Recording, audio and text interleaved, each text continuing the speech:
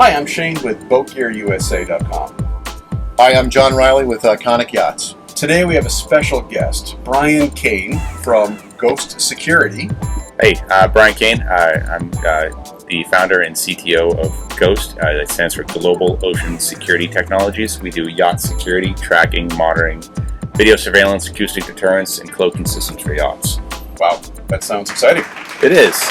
We've seen a lot over the last 19 years of our business. We just had our 19th year a couple days ago. So wow. We just help protect clients' boats, because whether they're on board or whether they're away from it, people want to have security on the boat. Yeah, that's becoming a big issue nowadays. It is. It's absolutely nuts. I mean, it's whether it be petty theft of stealing rods off the back of a boat. I've had 2 boats in California in the last week, both Vikings, that had 50, 60 grand worth of rods stolen off. Wow. I mean, you're talking custom engraved rods. It's so easy to break into a boat, open up an open fly bridge, and open up a chest there and steal stuff. And if it's not that, they're stealing the marine electronics off the boats. Right. And they'll just come on and they'll take all these brand new garments off. And if we can have a siren and a strobe, or even a cloaking systems, we do systems that target the human eardrum. They rattle the station tubes in the ear. Basically, it's like makes you go insane. You can't be there anymore. Wow. Or smoking out the boat completely. We will completely lock it down.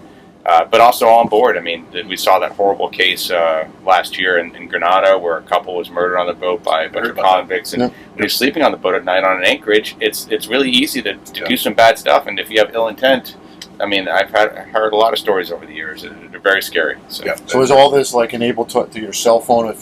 Would you get an alarm if someone's breaking into your boat? Or? Yeah, you'll get push notifications. Someone opens up the door, or if the boat's sinking, or if the boat loses power, because that's part of security as well. You'll also get video clips of who's on the boat, or it's just a boat washer. That's funny. Why? He's charging me from 8 o'clock to 12 o'clock every single Wednesday, but he's showing up at 10:30 and it looks like he's stoned. Same old song and dance.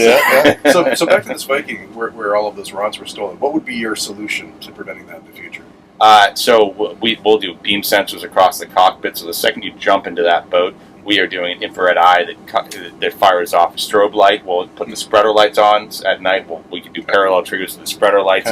We want to, honestly, we just want to light that boat up, scare them off the boat, and go on to the next boat. Just get off mine. Yeah. And people, they want soft targets, and there's plenty of soft targets. The boat owner is going to receive an alert on their app. Yeah, so they'll know. And we're also a personal reporting solution. The owner, the captain, we deal with a lot of professional crews on our customers, because we're kind of the higher end ones. And if you're scaring them off the boat, then chances are they've probably already hit 4 or 5 other boats. Right.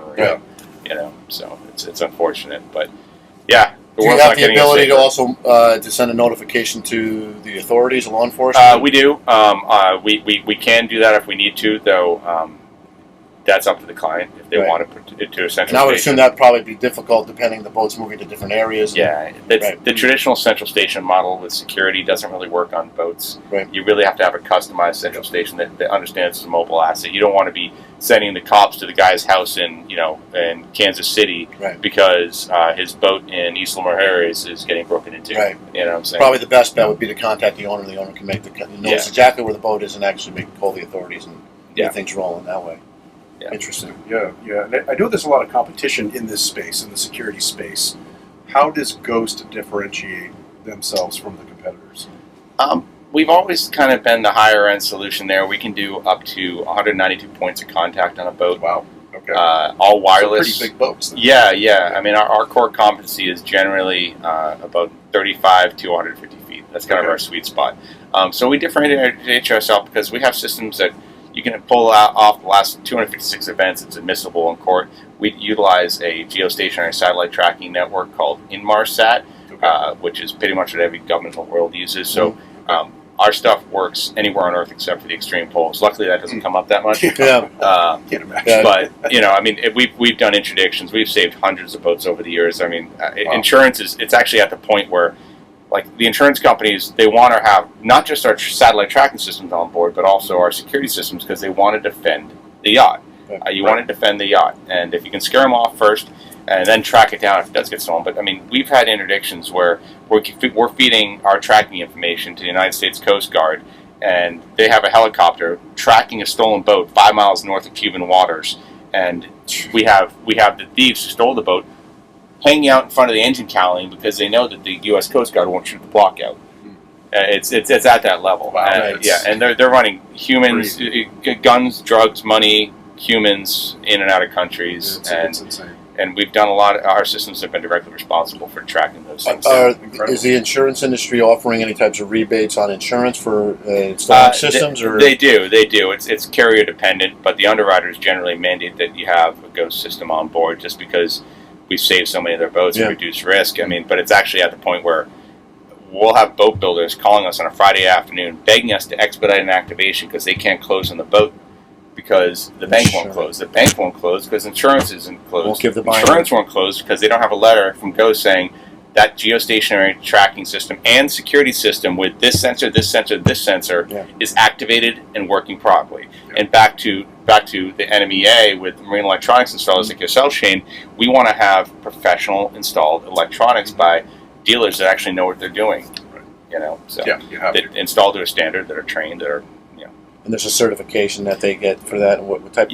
So I mean, the National Marine Electronics Association is a member-based association that specializes in training and standards for marine electronics communication on yachts and boats.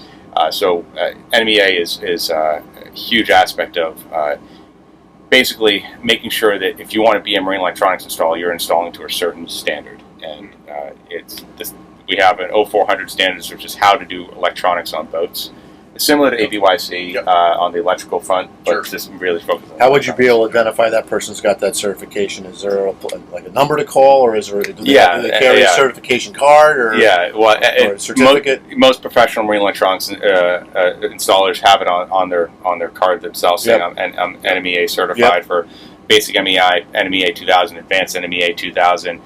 So there's multiple different levels of standards there, but it's definitely something that every single boat owner should be asking for, because let's face it, it's about safety out there. You don't want someone installing something that's wrong, and then next thing you know, your boat's on fire. Yeah, exactly. Or positives. or your GPS kicks out, and because it's not installed properly, and you're 100 miles offshore, and unfortunately, there's a lot of boaters out there that shouldn't be boating because they don't know anything about it.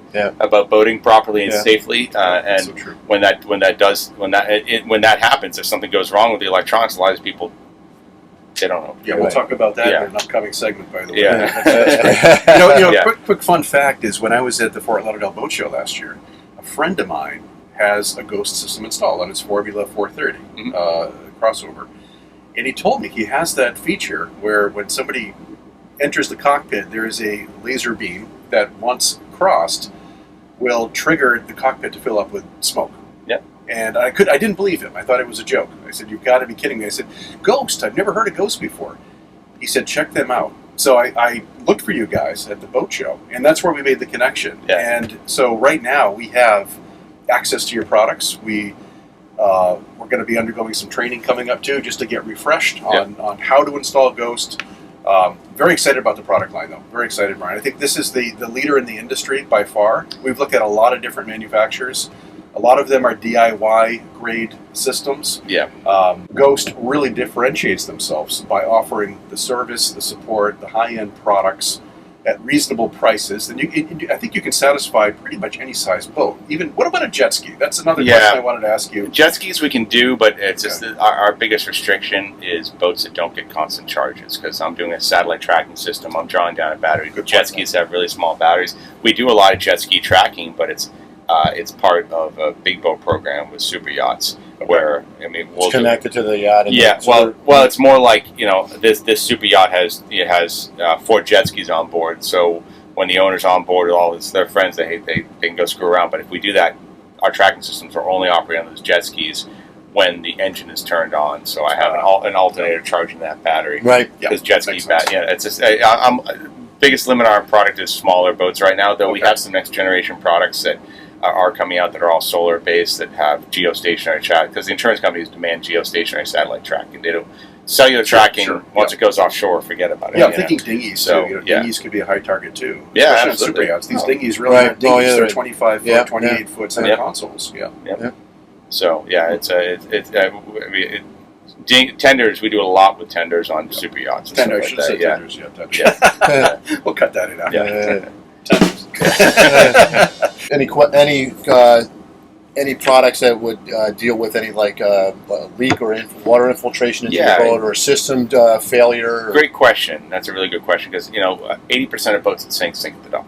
Mm-hmm. And it's usually a hose clamp that gives on a raw water filter, because the air conditioning system doesn't get the memo that the boat's sinking when that hose clamp breaks.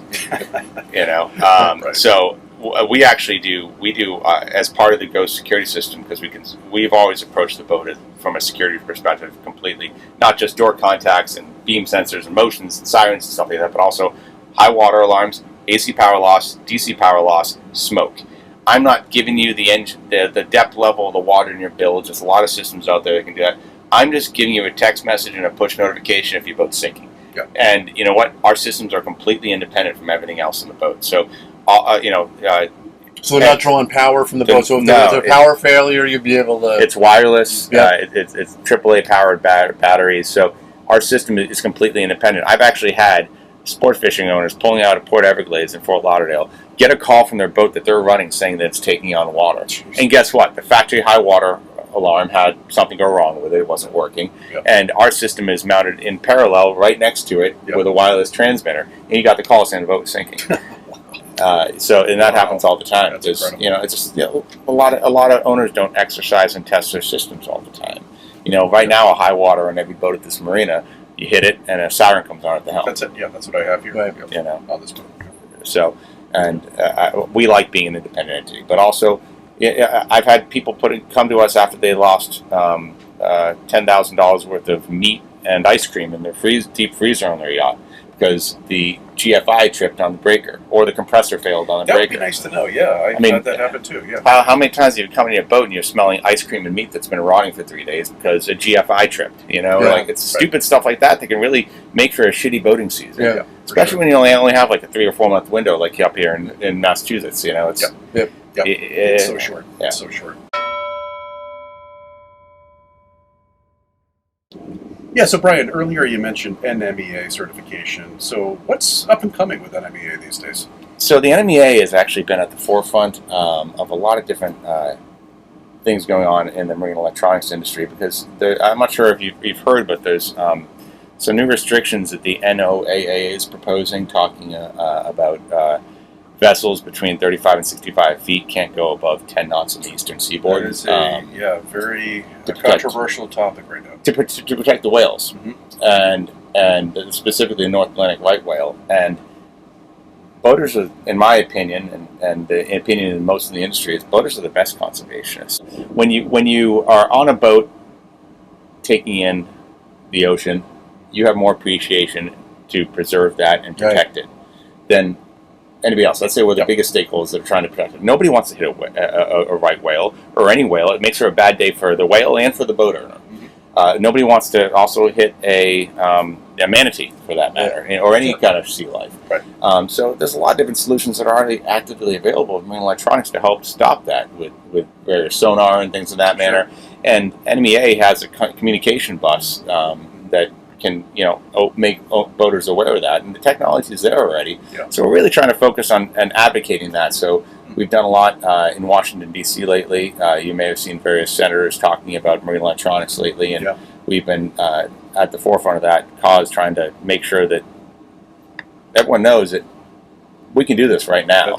And we all want to protect whales and save whales. Nobody wants to hit a whale, but killing recreational boating by saying you can't go above 10 knots, it's just dangerous. It's just dangerous. Yeah, so how can our viewers get involved with this action that's currently taking place right now? We have a great task force called the Waves Task Force, which is bringing about a lot of different stakeholders in the industry just to both protect the whale but also advocate to Washington, D.C. that there's better ways of doing this.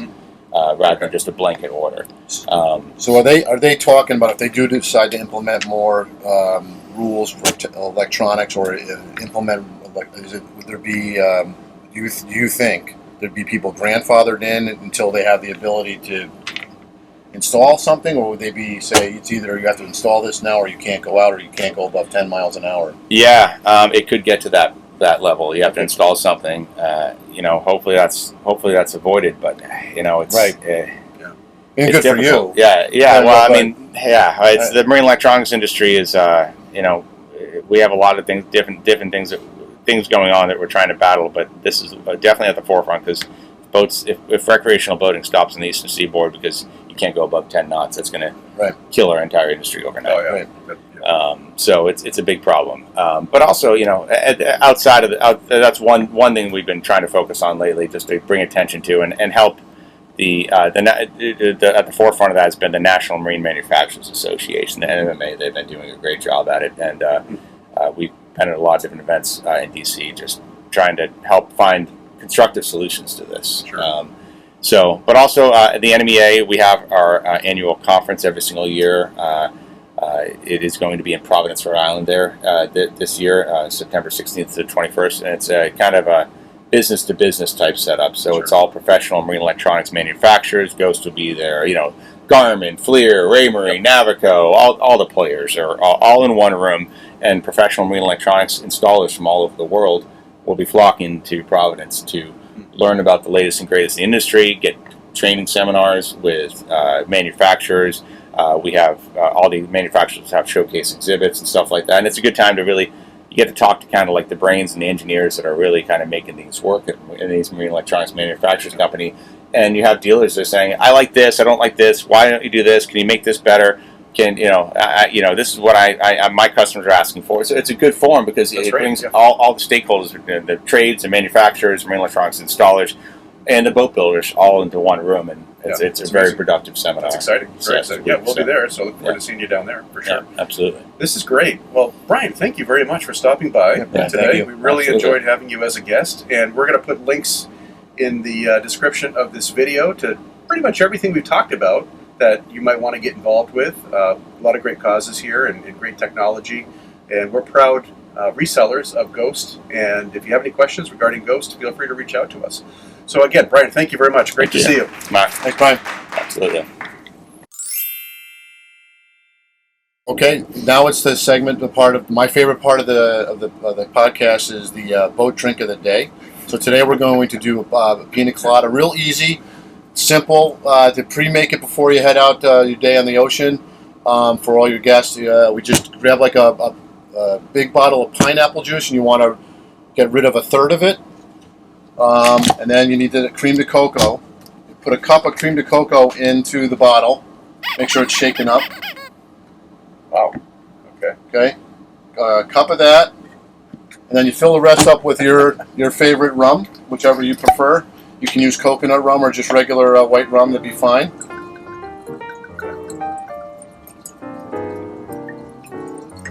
So no shaker needed on this one. Oh, we'll shake this up, but this is perfect because you can stick this in your cooler, and all of the people on your boat can have it that way. You're not, as captain, you're not mixing drinks as you're driving along, and you can just they can open basically sold.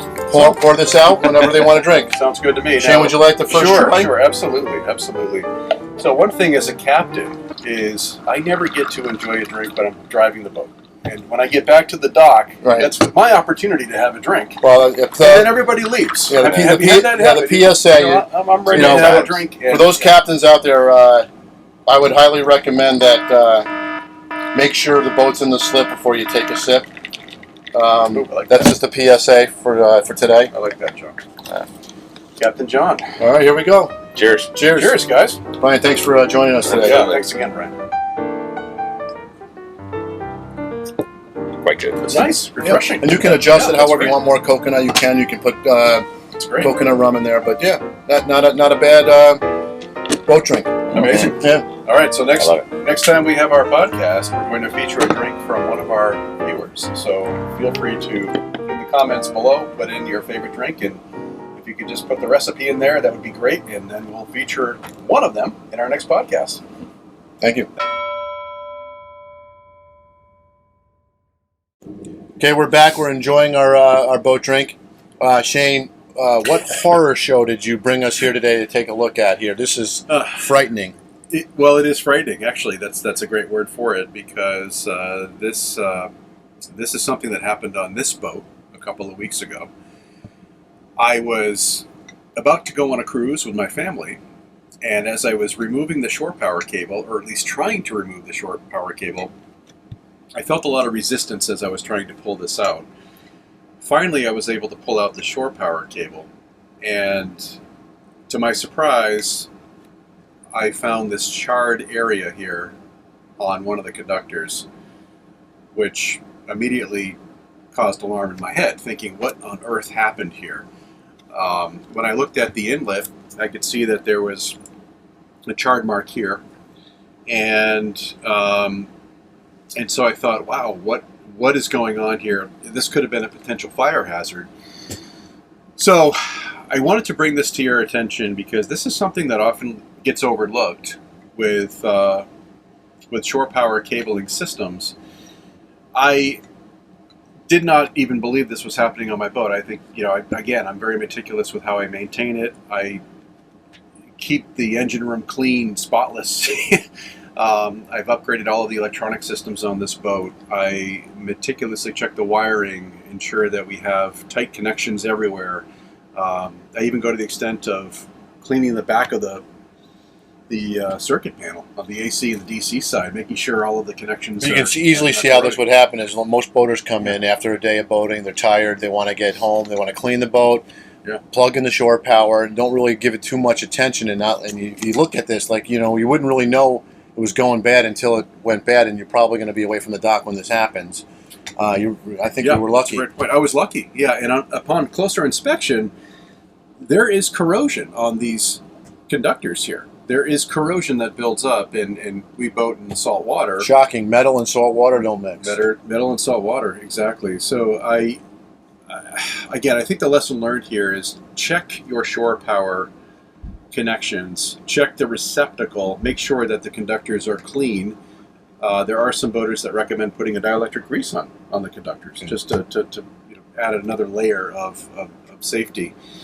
So I think what I'm going to do is replace this particular system with the smart plug system, which is revolutionary in the marketplace today, John.